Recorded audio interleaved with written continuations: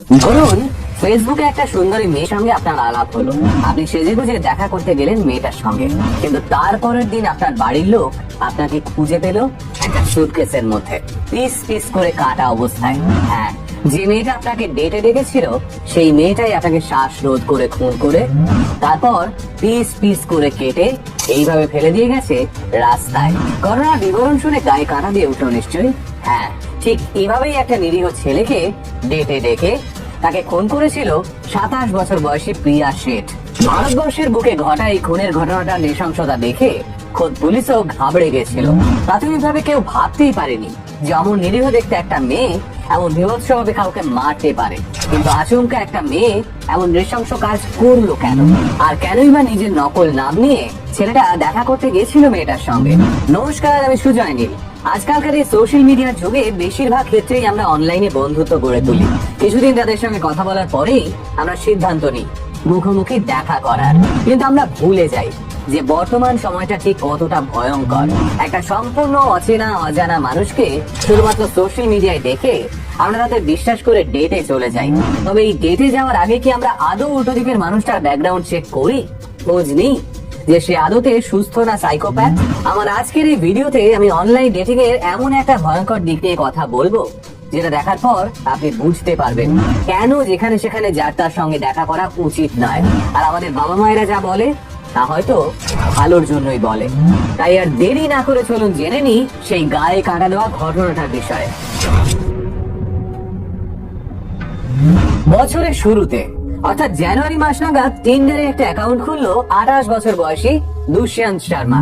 কিন্তু সেই online dating অ্যাপে দুষ্যন্ত নিজের নাম রাখলো ভিভান কোহলি হিসেবে, কারণ ভিভান কোহলি নামটা শুনতে বেশ ক্লাসি লাগে। এর ঠিক এক মাস পর ফেব্রুয়ারি মাস নাগাদ টিন্ডার অ্যাপের মাধ্যমে দুষ্যন্ত ওরফে ভিভানের আলাপ হলো প্রিয়া শেঠ নামের এক 27 বছর বয়সী তরুণীর সঙ্গে। দুষ্যন্ত প্রিয়াকে নিজের বিষয়ে বানিয়ে বানিয়ে বলতে লাগলো। সে প্রিয়াকে বলল, আমার দিল্লিতে ইম্পোর্ট এক্সপোর্টের বিজনেস রয়েছে, 3খানা দামি গাড়ি রয়েছে, মাঝে মধ্যেই আমাকে বিজনেস ডিলিং এর জন্য দুবাই যেতে হয়। কিন্তু আসল জীবনে দুষ্যন্ত ছিল জয়পুরের একটা মাইনিং কোম্পানির প্রজেক্ট ম্যানেজার। ওই কোম্পানি থেকে মাসের শেষে যা মাইনে আসতো তা দিয়েই সংসার চলতো দুষ্যন্তের। ওদিকে প্রিয়া দুষ্যন্তের বলা সমস্ত মিথ্যেগুলোকে সত্যি বলে ভাবতে আরম্ভ করলো। সে মাঝে মধ্যে দুষ্যন্তকে বলতো, তোমার কাছে হয়তো কয়েক কোটি টাকা রয়েছে, কিন্তু আমার সেই টাকার প্রতি কোনো লোভ নেই, আমার তোমাকেই ভালো লাগে। এভাবেই মাস দিনেক একটানা কথা হলো দুষ্যন্ত এবং প্রিয়ার।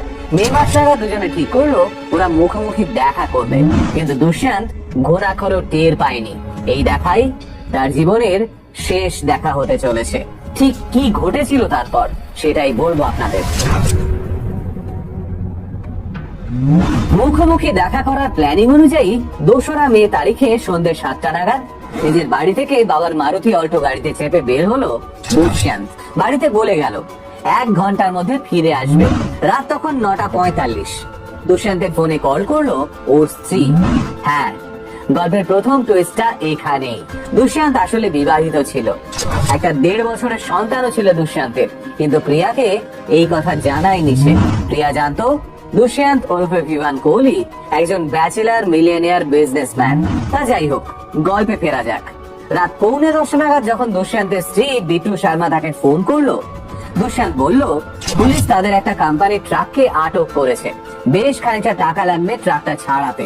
সে হয়তো রাতে কিংবা কাল ভোরে ফিরবে, কিন্তু সেই রাত কেটে ভোর হয়ে গেল, অথচ দুষ্যন্ত বাড়ি ফিরল না। 3রা মে সকাল 9:30 নাগাদ দুষ্যন্তের ফোন এলো বাড়িতে। এইবার সে বলল, আমাকে বাঁচাও বাবা, এই মেয়েটাকে তুমি 10 লাখ টাকা দিয়ে দাও, নয়তো এই মেয়েটা আমাকে মেরে ফেলবে। ঠিক তখনই একটা মেয়ের কণ্ঠস্বর শুনতে পেলেন দুষ্যন্তের বাবা। ফোনের ওপাশ থেকে মেয়েটা বলল, মাত্র 20 মিনিট সময় দিচ্ছি, তার মধ্যে দুষ্যন্তের অ্যাকাউন্টে টাকাটা না পাঠালে ওকে মেরে দেব। ফোনের এপাশ থেকে দুষ্যন্তের অসহায় বাবা তখন চিৎকার করে বলল, আমাদের কাছে অত টাকা নেই, আমার ব্যাংকে 3 লাখ টাকা আছে, ওটা আমি পাঠিয়ে দিচ্ছি। ঠিক সেই মুহূর্তে কলটা কেটে গেল। ছেলেকে বাঁচানোর জন্য পুলিশের কাছে না গিয়ে সোজা ব্যাংকে ছুটলেন দুষ্যন্তের বাবা রামেশ্বর শর্মা। দুপুর 12টা নাগাদ নিজের ব্যাংক থেকে দুষ্যন্তের অ্যাকাউন্ট নাম্বারে 3 লাখ টাকা পাঠিয়েও দিলেন তিনি, কিন্তু তবুও ছেলে ফিরল না। দুষ্যন্তের ফোনে কল করলে সুইচ অফ আসতে লাগলো। ততক্ষণে দুষ্যন্তের স্ত্রী এবং বাদবাকি আত্মীয়রা পুলিশে খবর দিয়েছে। রাত তখন প্রায় 8:30। আচমকা জোটওয়ারা পুলিশ স্টেশন থেকে রামেশ্বর শর্মাকে বলা হলো এসএমএস হসপিটালে পৌঁছতে, সেখানে থাকা একটা ডেড বডি শনাক্তকরণের জন্য। ওই রাতেই রামেশ্বর শর্মা পৌঁছে গেলেন হাসপাতালে, আর সেখানে গিয়ে তিনি দেখলেন তার ছেলে দুষ্যন্তকে কেউ টুকরো টুকরো করে কেটে ফেলেছে। হতভাগ্য রামেশ্বর শর্মা জানতে পারলেন জয়পুর দিল্লি হাইওয়ের ধারে একটা বেগুনি রঙের সুটকেসে ভরে কেউ তার ছেলেকে এইভাবে ফেলে গেছিল। কিন্তু এই খুনের কারণ কি? দুষ্যন্ত নিজের বিয়ের কথা লুকিয়ে গেছিল বলেই কি প্রিয়া এতটা নৃশংসভাবে তাকে খুন করেছিল, নাকি গোটা বিষয়টার পিছনে লুকিয়েছিল সম্পূর্ণ অন্য এক ষড়যন্ত্র? ভিডিওর পরবর্তী অধ্যায়ে সেটাই জানবো আমরা। প্রিয়া শেঠ 27 বছর বয়সী ঝকঝকে তরুণী প্রিয়া শেঠ 10th এর বোর্ড এক্সামে 90%, 12th এ 85% পেয়ে পাশ করা প্রিয়া বরাবরই মেধাবী ছিল। পাশাপাশি নাচ, ডিবেটে একাধিক মেডেল আর সার্টিফিকেটও ছিল প্রিয়ার। ক্লাস 12 এর পর ছোট শহর থেকে জয়পুরের কলেজে পড়তে এসেই মাথা ঘুরে যায় প্রিয়ার। বড় শহরের জাঁকজমক, মায়াবী রাত, এসব দেখে প্রিয়ার মাথায় কোটিপতি হওয়ার নেশা চাপে। ধীরে ধীরে সে জড়িয়ে পড়ে কুসঙ্গে। তুমি একটা এসকর্ট সার্ভিসের দালাল হয়ে ওঠে প্রিয়া। টাকার বিনিময়ে বড়লোক হাই প্রোফাইল ক্লায়েন্টদের রাতের সঙ্গী সরবরাহ করাই ছিল তার কাজ। একটা সময় পরে নিষিদ্ধ ব্যবসার আঁটঘাট বুঝে নিয়ে প্রিয়া নিজেই একটা ফার্ম খোলে, আর তারপর শুরু হয় প্রিয়ার লোক ঠকানো। ধরুন একটা বড়লোক হাই প্রোফাইল ক্লায়েন্টের জন্য এসকর্ট লাগবে। প্রিয়া সেই ক্লায়েন্টকে হোয়াটসঅ্যাপে বিভিন্ন মেয়ের ছবি পাঠাতো বুকিং এর জন্য। ক্লায়েন্ট নিজের পছন্দ জানাতেই প্রিয়া অ্যাডভান্স হিসেবে সেই ক্লায়েন্টের থেকে 30,000 টাকা করে নিত, আর তারপরে নিজের ফোনটা সুইচ অফ করে দিত। এইভাবে প্রায় 50-60 জনকে ঠকানোর পর অবশেষে একজন ব্যবসায়ী করা পুলিশ রিপোর্ট অনুযায়ী 2014 সালে প্রথম জেলে যায় প্রিয়া। তারপর 2014 সালে প্রিয়া আর একবার জেলে যায় গ্যাস কাটার দিয়ে একটা এটিএম মেশিন ভেঙে টাকা চুরি করার অভিযোগে। এভাবেই ধীরে ধীরে কোটিপতি হওয়ার নেশাটা একটা সাইকিক অবসেশনে পরিণত হয় প্রিয়ার। সে 2017 সাল নাগাদ একটা ছেলের সঙ্গে প্রেমের সম্পর্কে জড়ায়, কিন্তু 2018 সালে সেই ছেলেটির বিরুদ্ধে মিথ্যে রেপ কেসের অ্যালিগেশন এনে 7.5 লাখ টাকা আত্মসাৎ করে পালায়। এবার প্রিয়ার সঙ্গে যখন দুষ্যন্ত ওরফে ভিভান কোহলির আলাপ হয়, তখন ভিভানের সম্পত্তির কথা জেনে প্রিয়ার লোভ বেড়ে যায়। কিন্তু শুধুমাত্র লোভের বশে একটা মানুষকে পিস পিস করে কেটে ফেলা যায়? আর দুষ্যন্তকে খুন করার পিছনে কি শুধু প্রিয়ারই হাত ছিল, নাকি এর সঙ্গে আরো কেউ জড়িত ছিল? এই সমস্ত প্রশ্নের উত্তর পাওয়া যাবে ভিডিওর পরবর্তী অধ্যায়ে। দুষ্যন্ত যেমন তার স্ত্রীর বিষয়ে প্রিয়াকে মিথ্যে কথা বলেছিল, ঠিক তেমন ভাবে নিজের লিভ ইন পার্টনার দীক্ষান্ত কামরার বিষয়টা লুকিয়ে গেছিল প্রিয়া। 2018 সালে ফেব্রুয়ারি মাসেই 21 বছর বয়সী দীক্ষান্তের সঙ্গে আলাপ হয় প্রিয়া। ওই বছর মার্চ মাসেই প্রিয়া সিদ্ধান্ত নেয় নিজের থেকে 6 বছরের ছোট দীক্ষান্তের সঙ্গে সে লিভ ইনে থাকবে। এদিকে দীক্ষান্ত ছিল আদ্যপান্ত চিটিংবাজ।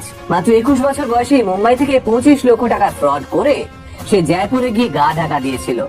তবে প্রিয়াকে সবটা জানিয়েছিল দীক্ষান্ত, আর তারপরেই প্রিয়ার মাথায় খেলে যায় একটা ভয়ানক আইডিয়া। সে সিদ্ধান্ত নেয় ভিভান ওরফে দুষ্যন্তকে কিডন্যাপ করার। কারণ প্রিয়া জানতো যে ভিভান আদতে বিরাট বড় লোক বাড়ির ছেলে।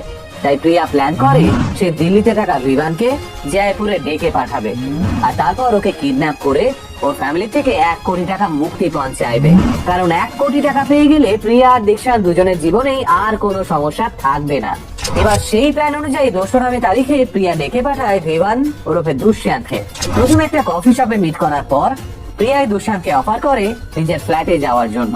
এবার একটা সুন্দরী মেয়ে রাত্রিবেলা ফ্ল্যাটে যাওয়ার আমন্ত্রণ দিচ্ছে দেখে দুষ্যন্ত রাজি হয়ে যায় এক কথায়। কিন্তু সে গুনাহ করেও টের পায় না যে তখন প্রিয়ার ফ্ল্যাটে মুরগিকে জবাই করার জন্য অপেক্ষা করছে দীক্ষান্ত কামরা এবং তার এক বন্ধু লাক্সওয়ালিয়া। প্রিয়ার সঙ্গে ওই রাতে ফ্ল্যাটে ঢোকা মাত্র দুষ্যন্তের উপর ঝাঁপিয়ে পড়ে দীক্ষান্ত এবং লাক্স, আর তারপর ওরা দুজনে মিলে দুষ্যন্তকে মেঝেতে ফেলে দড়ি দিয়ে বেঁধে ফেলে। দুষ্যন্ত যাতে চিৎকার করতে না পারে তাই প্রিয়া ওর মুখে কাপড় গুঁজে দেয়। এতক্ষণ পর্যন্ত সবটা প্ল্যান মাফিকই চলছিল, কিন্তু আচমকা সেই প্ল্যানে বাধা হয়ে দাঁড়ায় দুষ্যন্তের মানি ব্যাগ।